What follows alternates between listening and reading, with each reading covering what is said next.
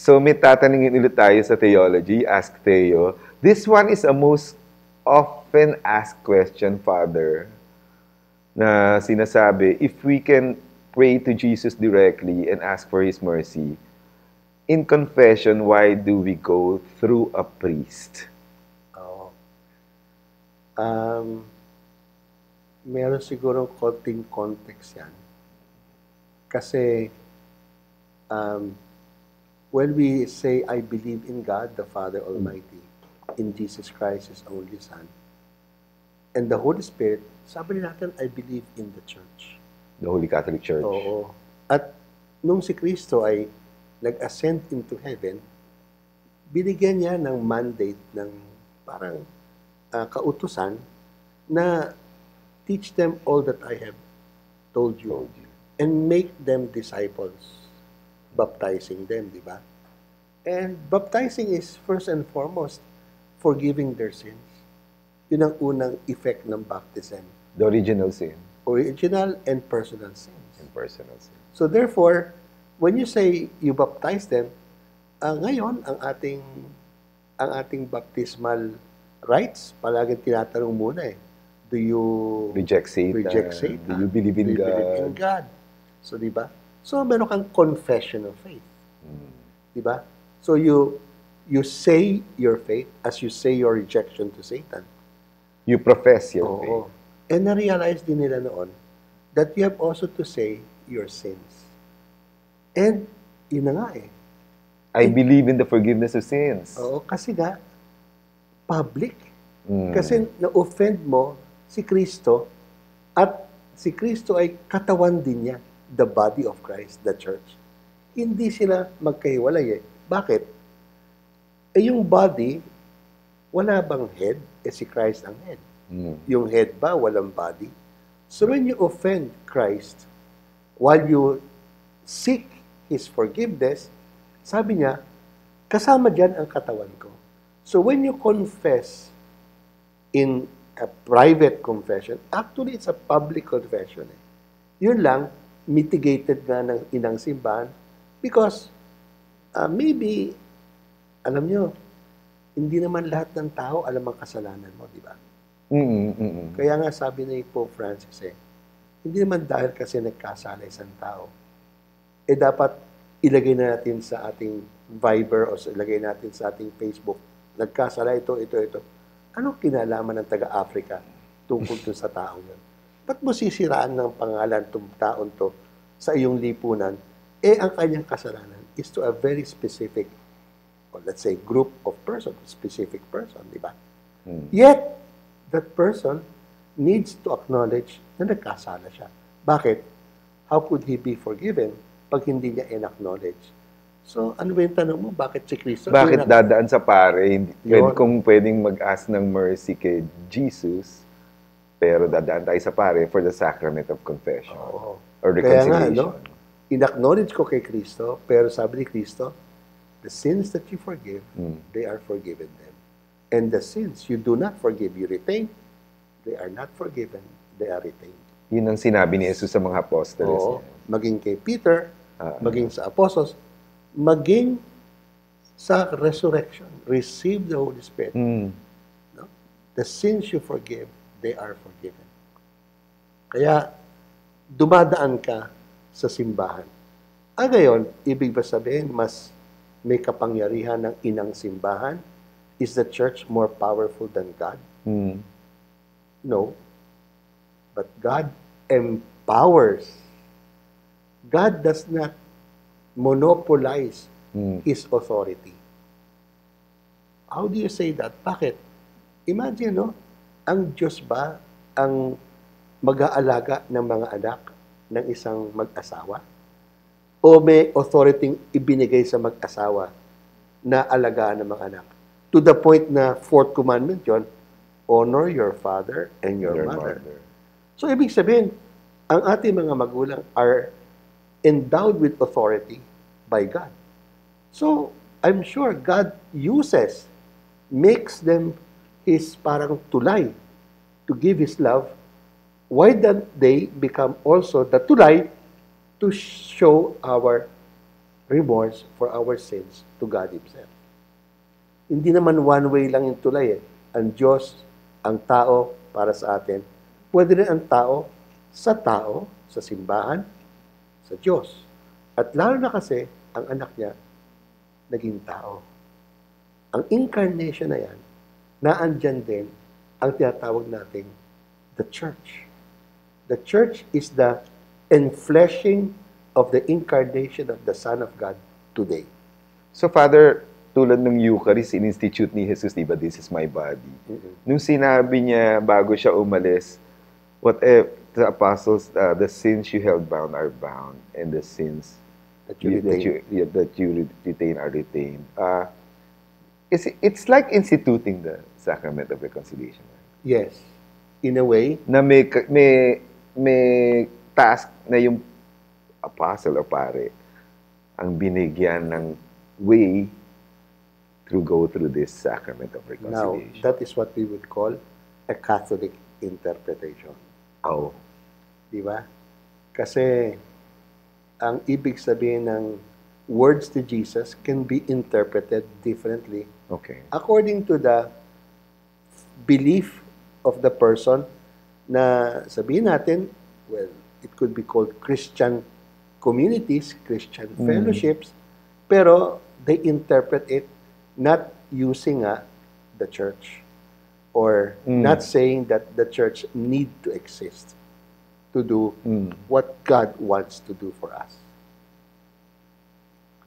So, mas malalim yata ang konteksto ng confession. Now, sabi ko kanina, actually, na-mitigate na ng simbahan in her interpretation yung public confession. Kasi while confessing to a priest is also public, but it is more private than the real public confession. You mean to your community? Yes.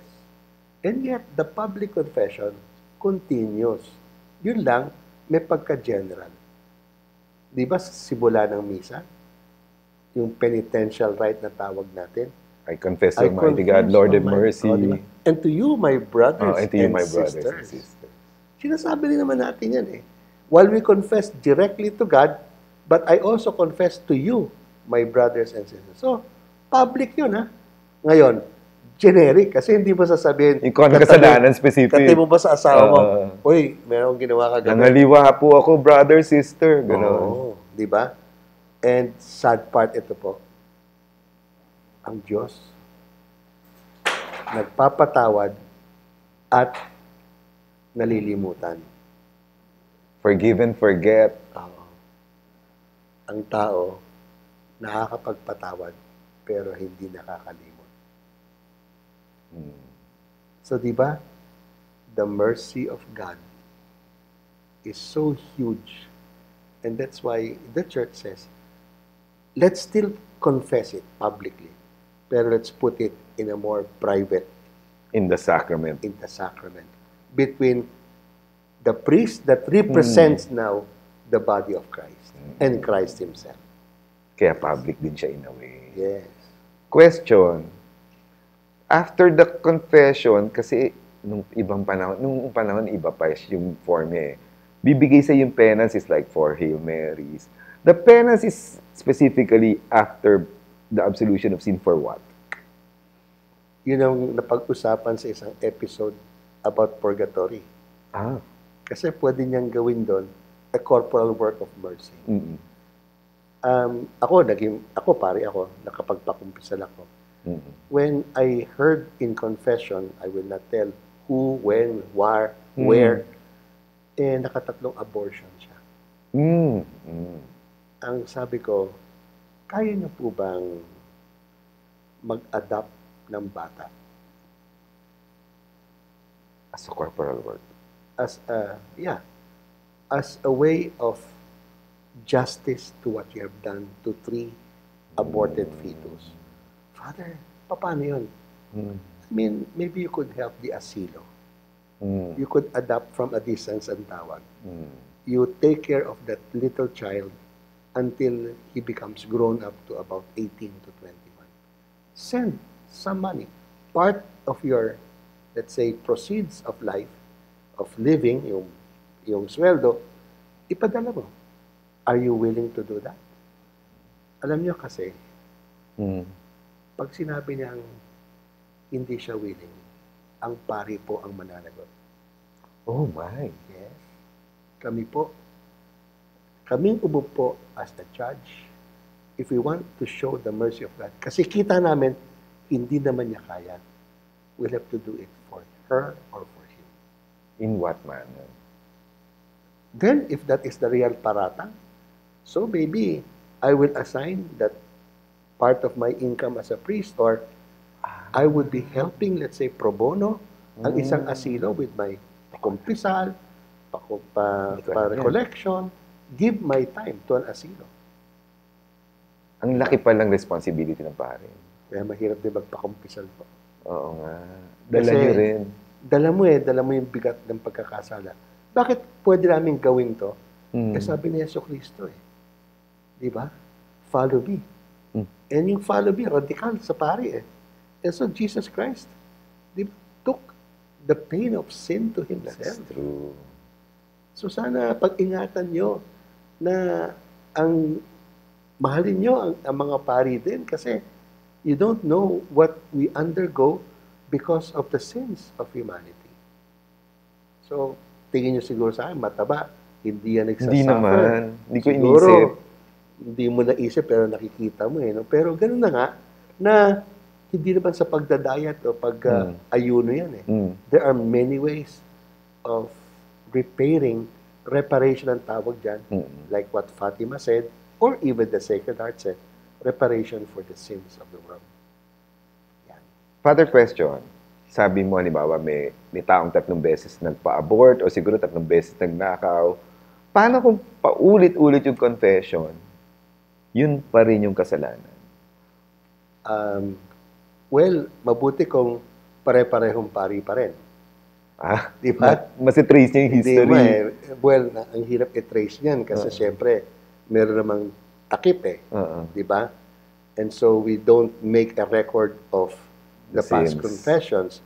Pero kung gusto mo, bilang nagkukumpisal ako, at gusto mo talagang magbago, I believe more important than committing sins is doing a resolution. Not to commit it anymore, although that is the better resolution, but to grow in greater love.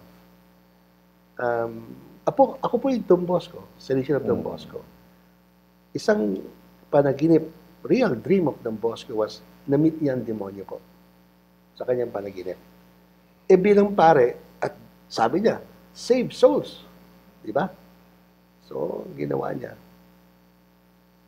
Nagbigay siya ng holy water. Sabi niya, sabihin mo sa akin, tatama ka ng holy water na to. Bakit ang tao pupunta ng impyerno? Sabihin mo nga. Dun sa demon. So, sa demon. Sabi ng demonyo, wala na akong business. Sabi niya, please, isa na lang pag hindi mo sinabi sa akin. Alam mo, sabi ng demonyo sa kanya, siguro, Lilith, next episode na lang. Maganda tong kwento. Magandang topic to, Oo. Sa next episode Saka pwede tayo pumunta sa exorcism niya. Di ba?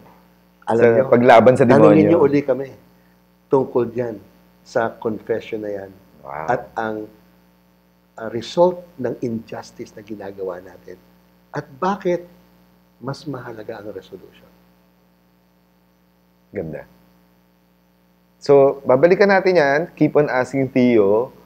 Maganda itong topic na ito. Bagay ito, 1 oras. Baka mag-lecture ka rin ng full on Sacrament of Reconciliation.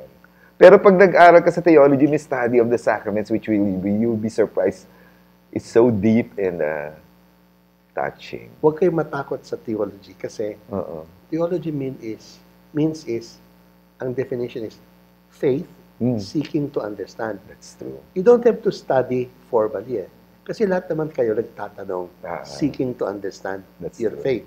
So, kaya nga merong ask to you Pero kung gusto nyo talagang maging more formal, at saka mas extensive. At makatulong ka mukha ni Lilith ngayong ginagawa niya, no, na makatulong sa iba, maybe a formal study is also good. Nice. And it's nice also kasi maraming interpretation of the faith to be grounded. with theological In our basis. Catholic faith. In our Catholic faith. So, sinisenyasan po na po kami na pa-overtime na kami. So, we'll be back. Keep on asking, Theo. See you again for the next question. Thank you po.